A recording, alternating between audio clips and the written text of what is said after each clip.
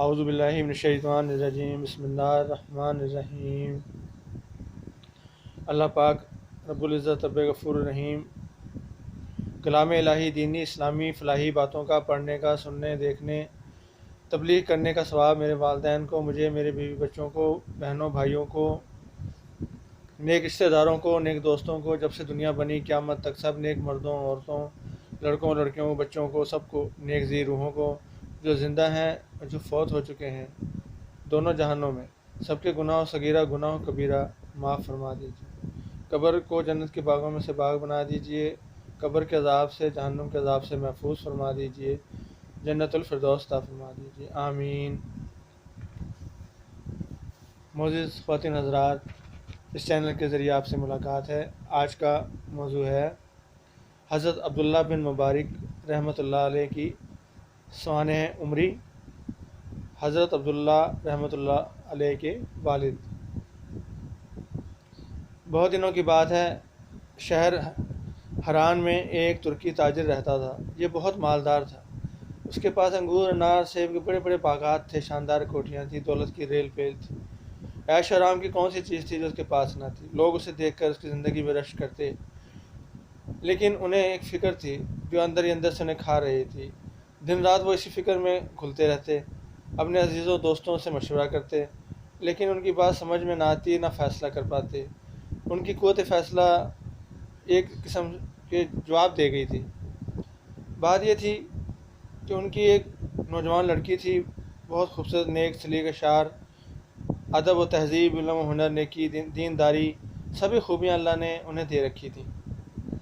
گھر گھر سے پیغام آ رہے تھے، لیکن چونکہ ان کی قوت فیصلہ جواب دے گئی تھی، اس لیے وہ فیصلہ نہیں کر پا رہے تھے کہ میں کس سے شادی کروں۔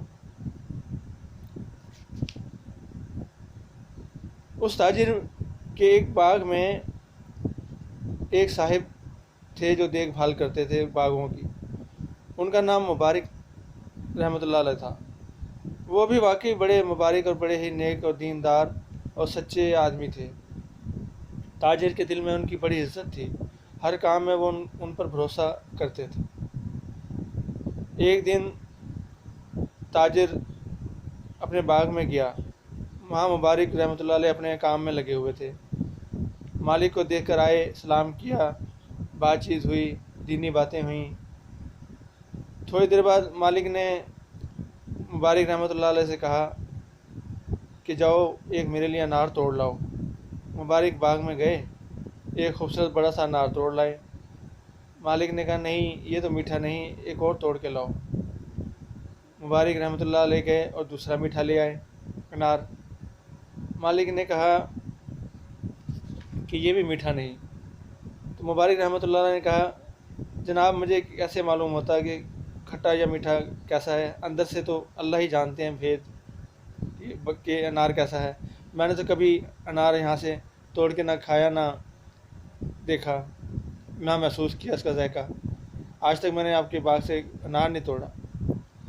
مبارک کی یہ بات سن کر مالک بہت خوش ہوئے، دل ہی دل میں کہنے لگے مبارک رحمۃ اللہ علیہ کیسے دیندار، سچے، اچھے آدمی ہیں کہ اتنے دیانتدار کہ میرے باغ کا ابھی تک انہوں نے ہوتے ہوئے ایک انار نہیں توڑا۔ سبحان اللہ، الحمدللہ، اللہ یہ شخص تو اس لائق ہے کہ میرے ساتھ کوٹھی میں رہے۔ چنانچہ وہ اس کو باغ سے اٹھا کے اپنی کوٹھی میں لے آئے اور وہاں راضی خوشی رہنے لگے، اور وہ اکثر مبارک کی اچھی صحبت میں بیٹھتے، دین و دنیا کی باتیں سنتے، خدا رسول کا ذکر سنتے اور خوش ہوتے۔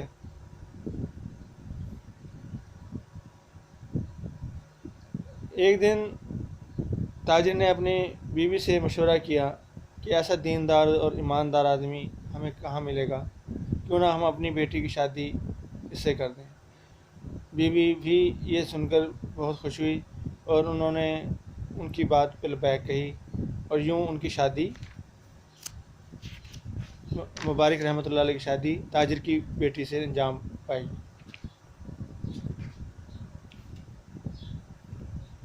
مبارک رحمۃ اللہ علیہ کی شادی ہو گئی، دونوں میاں بیوی خوشی خوشی رہنے لگے۔ مبارک جیسے رحمۃ اللہ علیہ جیسے خود نیک تھے، ویسے ہی ان کی بیوی بھی لاکھوں میں ایک تھیں اور بہت نیک پارسا خاتون تھیں۔ تھوڑے دنوں بعد اللہ نے ان کو ایک چاند سا بیٹا عطا فرمایا۔ ماں باپ کی خوشی کی کوئی انتہا نہ تھی۔ بیٹے کا نام عبداللہ رحمۃ اللہ علیہ رکھا، اور وہ واقعی عبداللہ ہی ثابت ہوئے، اور یہ وہی عبداللہ ہیں جن کے علم و تقوی کی پوری دنیا میں دھوم ہوئی، جو مشرق و مغرب کے عالم کہلائے، جو اسلام کا چلتا پھرتا نمونہ تھے، اور عبد الرحمن بن مہدی رحمۃ اللہ علیہ اور احمد بن جنبل رحمۃ اللہ علیہ کے استاد جیسے بزرگ ان کے شاگرد تھے۔ سبحان اللہ، اللہ اکبر، الحمدللہ رب العالمین۔ معزز خواتین حضرات، یہ تھے عبداللہ رحمۃ اللہ علیہ۔ اب مجھے اجازت دیجیے۔ السلام علیکم ورحمۃ اللہ وبرکاتہ۔ اعوذ باللہ من الشیطان الرجیم، بسم اللہ الرحمن الرحیم۔ اللہم صلی علی محمد کما صلیت علی ابراہیم وعلی آل ابراہیم انک حمید مجید۔ اللہم بارک علی محمد کما بارکت علی ابراہیم وعلی آل ابراہیم انک حمید مجید۔